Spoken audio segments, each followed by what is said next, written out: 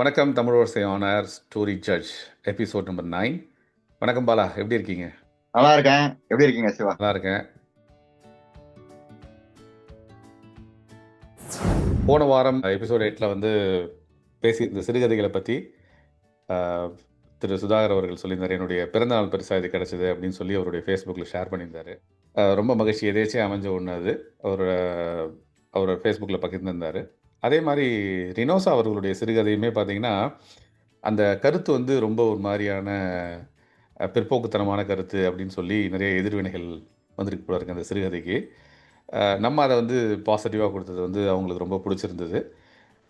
Maybe அந்த story அது இப்போ இந்த கரண்ட் சுச்சுவேஷனுக்கு எப்படி ஹெல்ப்ஃபுல்லாக இருக்குது அப்படிங்கிறத பொறுத்து தான் நம்ம அந்த ஸ்டோரி ஜட்ஜில் எல்லாத்தையும் எடுத்து பேசிகிட்ருக்கோம்.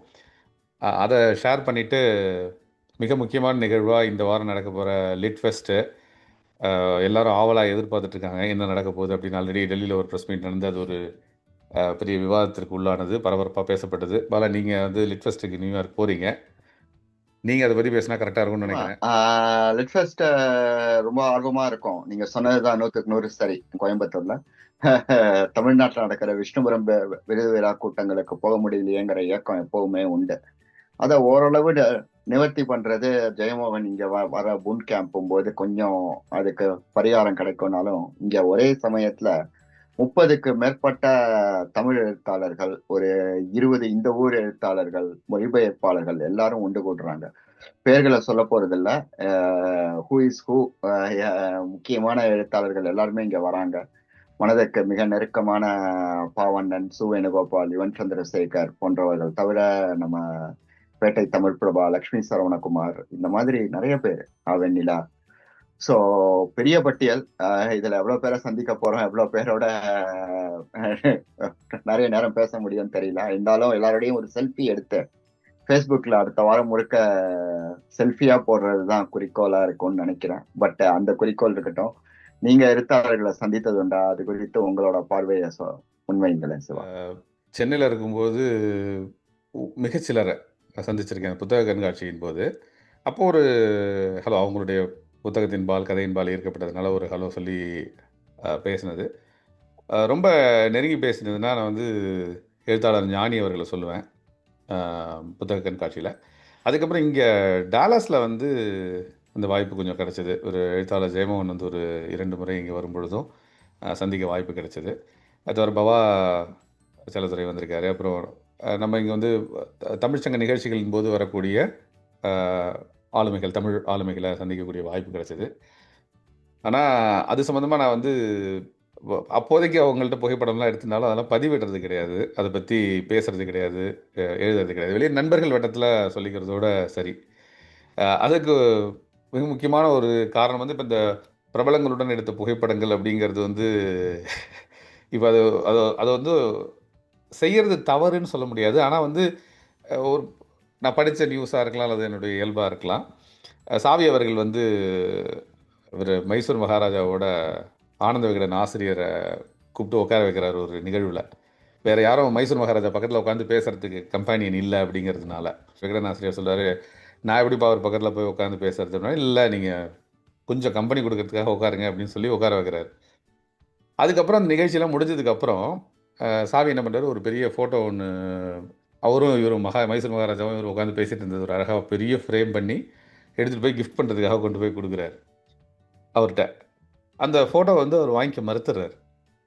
மறுத்துட்டு, நீ அன்றைக்கி வந்து ஏதோ அவருக்கு கம்பெனிக்காக உட்காந்து பேச சொன்னேன், நானும் உட்காந்து பேசினேன், இது நீ இவ்வளோ பெருசாக ப்ளோ பண்ணி கொண்டு வந்திருக்கேன், இதை நான் இங்கே ஹாலில் மாட்டி வச்சேன்னு வச்சுக்கோங்க, மகாராஜாவுக்கு எனக்கு ஏதோ ரொம்ப நாள் சிநேகிதம் போல இருக்கு, வர்றவங்கெல்லாம் நினச்சிட்டாங்க நான் என்ன பண்ணுறது அப்படின்னு சொன்னோன்னே, அது மாதிரியான நிகழ்வுகளை பார்க்கும்போது சரி, நம்ம ஒரு சின்ன மகிழ்ச்சிக்கு அந்த நேரத்தில் எல்லாரும் எடுக்கும் பொழுது நம்மளும் போய் ஒரு புகைப்படம், மற்றபடி அதை வந்து பிரபலப்படுத்துறதில்ல. அந்த ஒரு நிகழ்வு வந்து ரொம்ப நல்லா பதிவு பண்ணியிருந்தார் சாவி.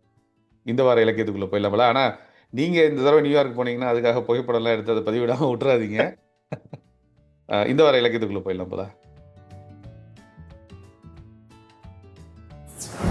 முதல்ல நான் அறிமுகப்படுத்த விரும்புகிற தளம் வந்துட்டு bookday.in. நிறைய காலமா தொடர்ச்சியா இயங்கிட்டு இருக்கிற தளம். பல்வேறு வித்தியாசமான புத்தகங்களை, மொழிபெயர்ப்பு புத்தகங்களை, அதுக்கப்புறமா புதியவர்களின் படைப்புகளை அறிமுகப்படுத்தக்கூடிய தளம். பாருங்க, தமிழ்ச்செல்வன் ஓட பேட்டி, இந்த மாதிரி விஷயங்களும் வந்திருக்கும். அடுத்த தளங்கள், அடுத்த அறிமுகங்களுக்கு போறதுக்கு முன்னாடி உங்களோட முதல் சிறுகதையை பத்தி தெரிஞ்சுக்கணும்னு ரொம்ப ஆர்வமா இருக்கேன் சிவா. இந்த வார சிறுகதை வந்து நீங்கள் சென்ற வாரம் குறிப்பிட்டது மாதிரி எஸ்ரா அவர்களுடைய சில சிறுகதைகள் சொல்லியிருந்தீங்க நீங்கள். அதில் வந்து நான் நிழல் ஆணை அப்படிங்கிற சிறுகதை படித்தேன்.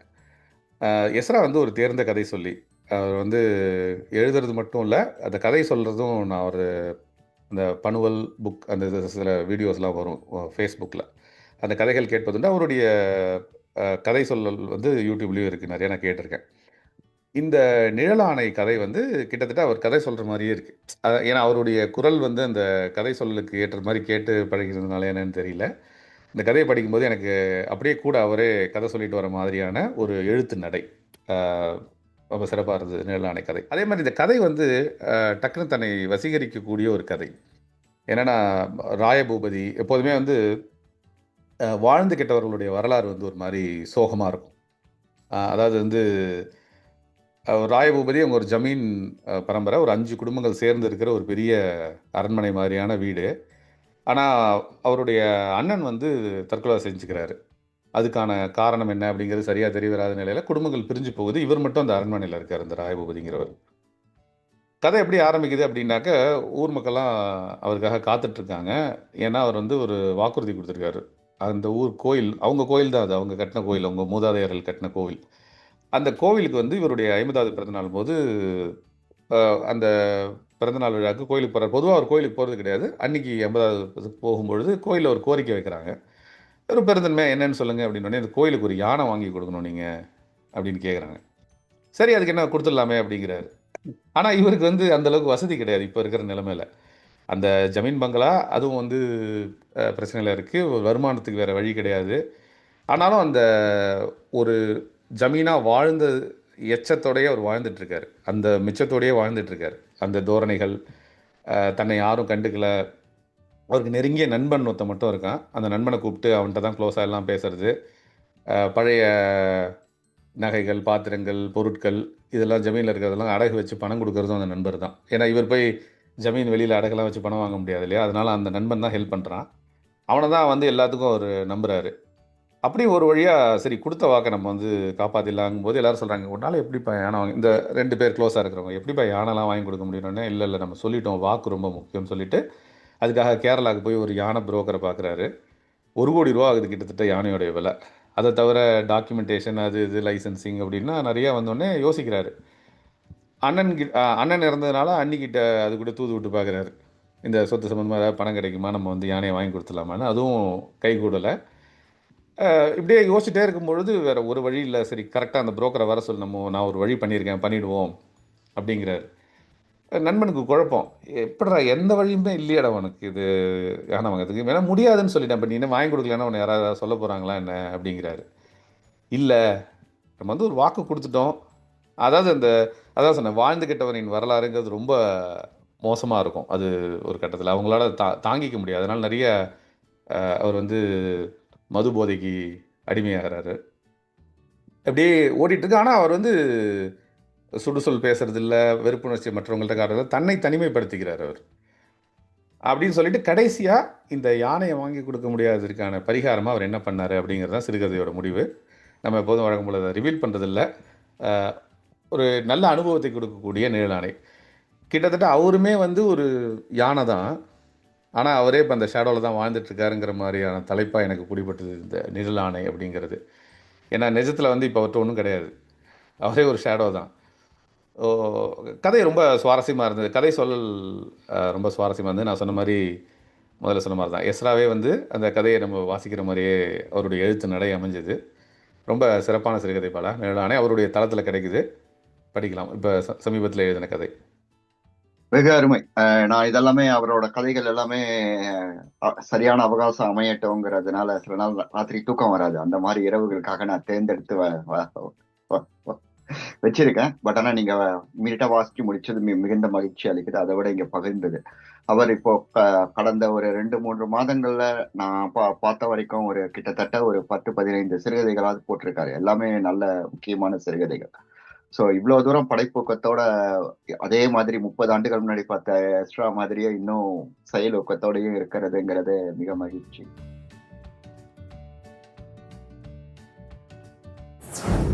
என்னோட அடுத்தது வந்து முதல்ல நம்ம பாரதி புத்தகாலயம் பெரிய bookday.in பலருக்கு தெரிஞ்சிருக்கும். அதை அறிமுகப்படுத்தினோம். ஒரு சித்தாந்தம் சார்ந்தது. அடுத்தது சித்தாந்தம் சாராம அதே அளவு பாரதி புத்தகாலயம் எவ்வளவு பழமையா bookday.in புத்தகம் பேசுது நிகழ்த்ததோ அதே மாதிரி திண்ணை எப்போ வந்ததோ அந்த காலத்துல இருந்து இன்னொரு பதிவுகள்னு ஒரு தளமும் இயங்கிட்டு இருக்கு. இத பத்தி நம்ம ஏற்கனவே பேசியிருக்கோம். அதுல வந்து 2 முக்கியமான அறிவிப்புகள். முதல் அறிவிப்பு, எனக்கு பரிச்சயம்னு, அதாவது தூரத்துல இருந்து பார்த்திருக்கேன் இயல் விருதுகள்ல அப்படிங்கிற மாதிரி ஒரு முக்கியமான ஆளுமை. மனுவல் ஜேசுதாசன் தவறி போயிட்டாரு. அவர் வந்துட்டு அங்க வந்துட்டு ஒரு சட்ட வல்லுநர், அதாவது இயல் விருதை வந்துட்டு துவக்கத்துல இருந்து ஒரு முக்கியமான பங்கு வகிக்கிறவர். அதை வந்துட்டு முன்னெடுத்து சென்றதுல ஒரு மிக சிறப்பா அங்க கனடா தமிழ் லிட்ரரி கார்டன் அந்த இலக்கிய தோட்ட விருத கொண்டு போனவர். அது தவிர இப்பதான் எனக்கு தெரிஞ்சது அவர் ஒரு நாவல் எழுதியிருக்கார், ஒரு சிறுகதை தொகுதி கொண்டு வந்திருக்கார், பல்வேறு நூல்களின் ஆசிரியர். அங்க எல்லாரோடையும் அங்க பாத்தீங்கன்னா அவங்க எல்லாரும் அவருக்கு போய் முகமன் வைக்கிறதா இருக்கட்டும், அவரோட விருப்பமா பேசுறதா இருக்கட்டும். அவர் திடீர்னு தவறி போனது கொஞ்சம் அதிர்ச்சியா தான் இருந்தது. அந்த செய்தி வந்துட்டு பதிவுகள்.com jiothamil.com வழியா தெரிஞ்சிருந்தேன். அவங்க இன்னொரு அறிவிப்பும் போட்டிருக்காங்க. நான் நண்பர் வெங்கட்ரமணனோட ஒளியிலிருந்து இருளுக்கு அப்படிங்கிற அற்புதமான தலைப்பு. ஒளியிலிருந்து இருளுக்கு, அதாவது நம்ம எப்பவுமே என்ன நினைப்போம், இருள்ல இருந்து வெளிச்சத்துக்கு போவோம். இது ஆப்போசிட், சயின்டிபிக்கா எக்ஸ்பிளைன் பண்ண அற்புதமான கட்டுரைகள். அவரு வெங்கட்ரமணன் எதுலையுமே காம்ப்ரமைஸ் பண்ண மாட்டாரு. அதாவது அந்த எழுத்து தரம் வந்துட்டு வாசகர்களுக்கு சென்றடையும் விதமா இருக்கட்டும், அதுல இருக்கிற உட்பொருள், கச்சா பொருள் வந்துட்டு ஆழமான தொழில்நுட்பமா, ஆழமான அறிவியலாவும் இருக்கும்.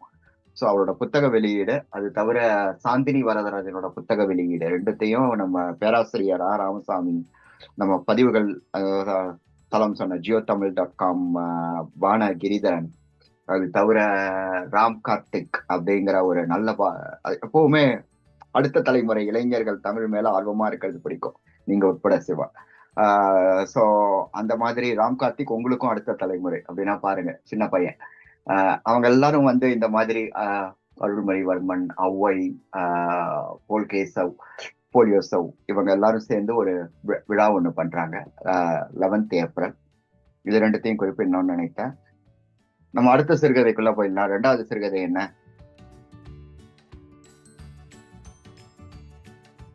வந்து இப்போ லிட்ஃபெஸ்ட்டை பற்றி பேசிட்டோம்.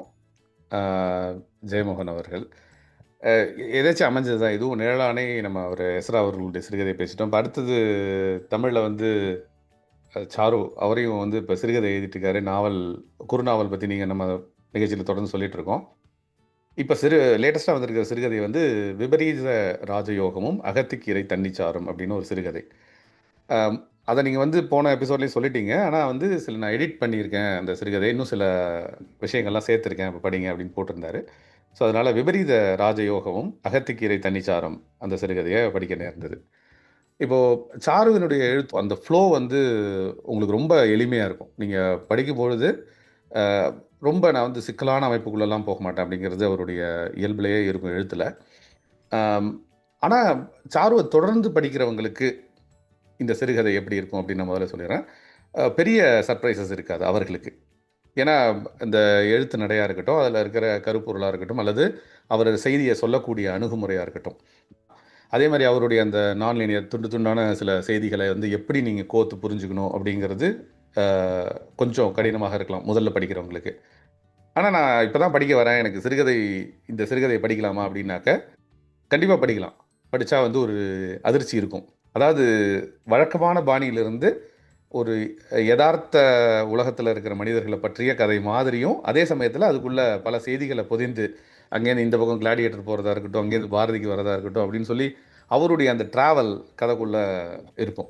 அதை தவிர அவர் சொல்லக்கூடிய மனிதர்களின் பெயர்கள், அந்த மனிதர்களுடைய சேட்டைகள், அதுக்கு அந்த கண்ணாயிரம் பெருமாள் கதாபாத்திரத்தின் ரியாக்ஷன், அது ஒரு சுவாரஸ்யமாக இருக்கும். இது கடவுள் பாதி மிருகம் பாதியா அப்படிங்கிற மாதிரி அந்த கதையிலேயே வரக்கூடிய ஒரு வரி அது.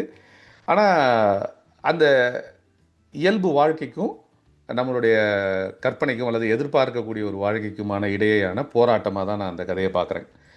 கண்ணாயிரம் பெருமாளுக்கு நிகழக்கூடிய அந்த சம்பவங்களை தொகுத்து எழுதியிருக்காரு. விபரீத ராஜயோகமும் அகத்திக்கரை தண்ணி சாரும் அப்படிங்கிற சிறுகதையில்.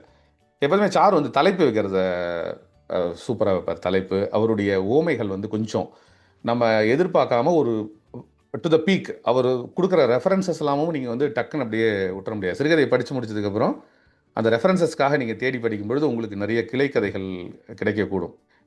என்னை பொறுத்த வரைக்கும் இந்த சிறுகதை வந்து எனக்கு புதுமையான அனுபவத்தை எதுவும் கொடுக்கல, உண்மையை சொல்லப்போனால் அந்த கதையில்.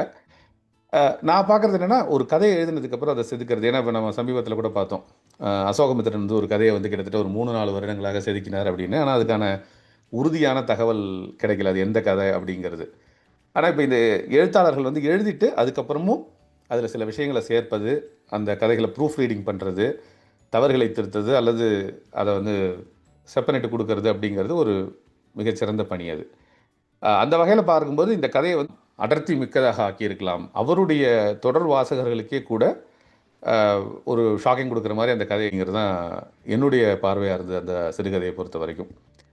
ஸோ சாரு இணையதளத்தில் அந்த கதை கிடைக்குது, படிக்கலாம்.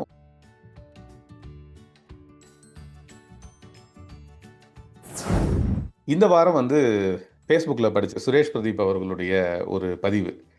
இப்போ இலக்கியம் பற்றிய தவறான புரிதல்கள் அப்படின்னு சொல்லிட்டு ஒரு 6 பாயிண்ட் ஒன்று கொடுத்துருக்காரு. இலக்கியம் அப்படிங்கிறது ஒரு லட்சிய செயல்பாடு, அது வந்து மனிதனை மேம்படுத்தும், அல்லது அந்த எழுத்தின் வழியே எழுதுகிறவர் வந்து ஒரு விடுதலை அடைகிறார், அது வந்து அறம் போதிக்கும், அல்லது இந்த இலக்கியம் வாசிக்கும் சமூகம் வந்து மேம்படும், இலக்கியம் அறிவுத்திறனை அதிகரிக்கும். இதெல்லாம் வந்து இலக்கியத்தை பற்றிய தவறான புரிதல்கள் அப்படின்னு சொல்லியிருக்காரு. இது வந்து ஒரு என்ன சொல்கிறது, அவல நகைச்சுவை மாதிரி தான் நான் பார்க்குறேன். அதாவது இந்த கூட்டத்தில் வந்து இதை பற்றி பேசணுமா அப்படின்னு அவர் ஒரு இதெல்லாம் தான் அப்படிங்கிறதுக்கு, ஏன்னா இந்த மாதிரியான எதிர்வினைகளுக்கு நிறைய வந்து மறுமொழிகள் அவருடைய ஃபேஸ்புக்கில் வந்திருக்கு. இதெல்லாம் சரி, இதெல்லாம் தவறு, அல்லது இது இப்படி பார்க்கலாம், நுண்ணுணர்வு வளர்க்கும் அப்படின்லாம். இந்த ஒரு நகைச்சுவை கலந்து நான் அப்படி தான் பார்த்தேன் அந்த பதிவை. அதாவது ஒரு நையாண்டி பண்ணுறது சமூகத்தை பார்த்து அப்படிங்கிற மாதிரியான துணியில் அவர் எழுதியிருக்காரு. இதே துணியில் கிட்டத்தட்ட வந்து போகன் சங்கர் அவரும் ஒரு பதிவு எழுதியிருக்காரு. இப்போ அப்போல்லாம் நிறைய விருது கொடுக்குறாங்கப்பா, நான் இனிமேல் எழுத வேணான்னு நினைக்கிறேன்ப்பா அப்படிங்கிற மாதிரி ஒரு பதிவு போட்டிருந்தார். ஸோ அந்தந்த இப்போ அந்த எழுத்தாளர்கள்லாம் ஃபேஸ்புக் இருக்கிறதுனால ரொம்ப அதை படைப்புக்காக யோசிக்காமல் அவங்களுடைய கருத்துக்களை ஒரு சிறிய அளவில் வந்து பகிர்ந்து கொள்ளக்கூடியது வந்து நமக்கு இன்னொன்று என்ன நெருக்கத்தையும் அணுக்கத்தையும் உண்டு பண்ணி தொடர்ந்து படிக்க ஒரு ஆர்வத்தை உண்டாக்குது. நீங்கள் அப்படி கடந்து வந்த கழகம் என்ன போல? ரொம்ப அருமையா சொன்னீங்க சுரேஷ் பிரதீப், ரொம்ப சுவாரஸ்யமான ஆளுமை. அதே மாதிரி புவன் சங்கரையும் அதோட அழகா தொடுத்தீங்க. நான் பார்த்தது இன்னைக்கு கொஞ்சம் சினிமா சம்பந்தமானது. ஆனா ஸ்ருதி டிவி சினிமா சம்பந்தமா மாட்டிருந்தாலும் அவங்க இலக்கியத்துக்கு தொடர்ந்து மிகப்பெரிய பங்காற்றிட்டு இருக்காங்க. அவங்க மூலமா தான் நான் தமிழ்நாட்டுல இந்த மாதிரி நடக்கிற எல்லா விழாக்களோட உரைகளையும் கேட்க முடியுது. அவர்களை நேர்ல போய் ரத்தமும் சதையுமா பார்க்க முடியலனாலையும் அந்த அவங்களோட பேச்சை வந்துட்டு பார்க்க முடியுதுங்கிறதுக்கு காரணமே ஸ்ருதி டிவி தான். அவங்களுக்கு வந்துட்டு இதை பண்றதுக்கு மிகப்பெரிய செலவாகுங்கிறது அதான் நிரந்தரமான உண்மை. பிகாஸ் இந்த மாதிரி ஒரு விஷயத்த வெறும் ஆர்வலரா நான் பண்றது, என்னோட சனி ஞாயிறு எவ்வளவு தூரம் எடுத்துக்குதுங்கிறது இன்னொரு விஷயம். ஆனா அவங்க வந்துட்டு திருநெல்வேலியில புருணை விழா நடந்தா அங்க ஆள் அனுப்புறாங்க. அதுக்கப்புறமா நேற்று வந்துட்டு சுகுமாரனுக்கு ஒரு விழா நடந்திருக்கு கோவில்பட்டியில, அங்க போயிருக்காங்க. ஒவ்வொரு ஊருக்கும் இந்த மாதிரி பெங்களூர், டெல்லி எல்லா இடத்துக்கும் அவங்க ஆட்களை அனுப்புறாங்க. ஆனா அவங்களுக்கு வந்துட்டு இந்த வருமானத்தை யூடியூப் கொடுக்கிற சில்லறை இதை கூட நீளம் வந்துட்டு நடுவுல கொஞ்ச நாள் முடக்கி வச்சிருந்தாங்க. அவங்க வந்துட்டு ஒரு பதிவுல வந்துட்டு அந்த என் கிரெடிட்ஸ் போடும்போது நீலத்தோட படம் பேர் மறந்துட்டேன். இப்போ சமீபத்துல அந்த படம் இவர் நடிச்சிருந்தான்னு நினைக்கிறேன். நம்ம அட்டகத்தி தினேஷ் நடிச்ச படம்னு நினைக்கிறேன். அந்த இதோட என் கிரெடிட்ஸ் போடும்போது அவர் தியேட்டருக்குள்ள தண்ணி வந்திருக்கு, ஆனாலும் மக்கள் அந்த படத்தை என் கிரெடிட்ஸ் என்னெல்லாம் இருக்குங்கிறத ரொம்ப ஆர்வமா இறுதி வரைக்கும் பார்த்தாங்க அப்படிங்கிறத அவர் பதிவு பண்ணியிருந்தார். இது ஒரு பாசிட்டிவான பதிவு தான். ஆனா அந்த தண்ணி வரும்போது அந்த காட்சியை எடுக்கும்போது அந்த என் கிரெடிட்ஸோட இதுவும் வந்துடுச்சு. முடிவுல வர பெயர்களோட இதுவும் வந்துடுச்சு. உடனே காப்பிரைட் ஸ்ட்ரைக் போட்டு அவரோட கணக்கை வந்து முடக்கிட்டாங்க. அது அவருக்கு மிகப்பெரிய ஐடியா இருந்திருக்கும். இப்போ ஒரு மாதிரி அவர் வந்துட்டு பப்ளிக்கா அறைகூவல் விட்டதுக்கு அப்புறமா பல்வேறு மக்கள் அவரை ஆதரிச்சதுக்கு அப்புறம் இயக்குனர் மாரி செல்வராஜும் நீலத்தோட மற்ற நிர்வாகிகளும் கூப்பிட்டு பேசி ஒரு மாதிரி அந்த இதை தீர்த்திருக்காங்க, பிரச்சனையை தீர்த்திருக்காங்க. ஸோ இதுதான் நான் இந்த வார கழகம், இந்த வார விவாதம் அதுல வந்துட்டு நான் குறிப்பிட விரும்புவது. இதெல்லாம் இருக்கட்டும், நம்ம முடிவு பகுதிக்கு வந்துட்டோம். உங்க கேள்வி, நம்மளோட வீட்டு பாடம் இருக்கு. வேற என்ன தவற விட்டோம் இலக்கியத்துல இந்த வாரம்? சிவா, பாடல் நீங்கள் எல்லாத்தையுமே கவர் பண்ணிட்டீங்க. நிகழ்வுகள், புத்தகங்கள் நம்ம எல்லாத்தையுமே சொல்லிட்டோம். நீங்கள் இந்த வாரம் வீட்டு பாடத்தை சொல்லிடுங்க.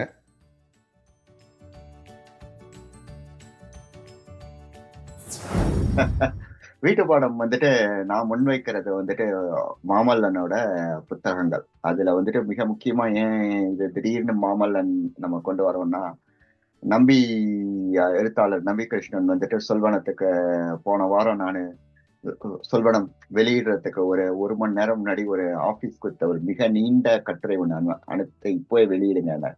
இல்ல, இதை நான் குழுவுக்கு அனுப்பிச்சு அவங்க படிச்சு பார்த்து அவங்க ஒப்புதல் தந்ததுக்கு அப்புறம் தான் வெளியிட முடியும்னு சொல்லிட்டு தள்ளி வச்சேன். நான் உடனடியா படிச்சுட்டேன் அந்த விமர்சனத்தை. ஆபீஸ் நாவலும் படிக்கணுங்கிறது என்னோட வீட்டு பாடமா இருக்கு. அதே சமயத்துல காளி பிரசாத் வந்துட்டு ஒரு அருமையான பதிவு ஒண்ணு எழுதியிருக்காரு. அதை வந்துட்டு இப்ப படிக்கிறது வந்துட்டு நான் அப்படியே அவரோட எழுத்துக்கள் வரியாவே சொல்லிடுறேன். விமலாதித்த மாமல்லன் கதைகள் அசோகமித்திரனின் சொற்சிக்கனமும் கோபிகிருஷ்ணனின் அபத்தமும் கலந்த ஒரு வாசிப்பை நல்குபவை. அன்றாட வாழ்க்கை மற்றும் சாதாரண சம்பவங்களின் வழியாக சொல்லப்படும் கதைகள். அதிகம் வர்ணனைகளும் அற்றவை. உதாரணமாக தீஜாவின் கதைகள் தான் உருவாக்க விரும்பும் உணர்வை வரிகளால் உரையாடல்களால் வாசகர்களுக்கு கடத்தி விடுபவை. ஆனால் இத்தகைய கதைகள் அதை செய்வதில்லை. அந்த அனுபவத்தோடு பொருந்தி போகும் வாசகருக்கு இது ஒரு திறப்பாக அமையும். இந்த சிபிஐ கதைகள் தொகுப்பு அவரது முந்தைய கதைகளை விட பறக்கும் படை மற்றும் திடீர் சோதனை போன்ற சாகச உள்ளடக்கத்தால் சுவாரஸ்யம் கூடிய ஒன்று. கூடவே அந்த அனுபவ சரடின் உளவியல் நோக்கும் தொடர்கிறது. ரொம்ப நல்ல விமர்சனம். ரொம்ப கலிபிரசாத் நேர்த்தியான ஒரு எழுத்தாளர், சிறுகதை ஆசிரியர் மற்றும் பல்வேறு புனைவுகள் எழுதியவர். அவர்கிட்ட இருந்து இந்த மாதிரி ஒரு நீண்ட அறிமுகம் கலந்த ஒரு பார்வை கிடைத்திருப்பதும் ஒரு நல்ல முன்னெடுப்பு. விமலாதித்த மாமல்லனோட சிபிஐ கதைகள் நூல் அநேகமா கிண்டல்ல கிடைக்கும்னு நினைக்கிறேன். நான் இனிமேதான் போய் பார்க்கணும். ஆபீஸும் ஒரு முக்கியமான நூல். இது ரெண்டுத்தையும் தான் நான் இந்த வாரம் உங்களுக்கு ஒரு மிகப்பெரிய வீட்டு பாடமா கொடுக்கறேன். இந்த வாரத்துக்கான வீட்டு பாடமா தெரியல. நீங்க அடுத்த வாரம் லிட்வெஸ்ட்டுக்கு போறதுனால கிட்டத்தட்ட 2-3 வாரத்துக்கான வீட்டு பாடமா நான் இதை எடுத்துக்கிறேன். நீங்க சொன்ன லிஸ்ட் வந்து கொஞ்சம் பெருசா போகுதே அப்படிங்கிற மாதிரி. பரவாயில்ல, நல்ல அறிமுகங்கள். படிக்கிறதுக்கு முயற்சி பண்ணலாம் கொஞ்சம் கொஞ்சமா. நல்ல விஷயம்.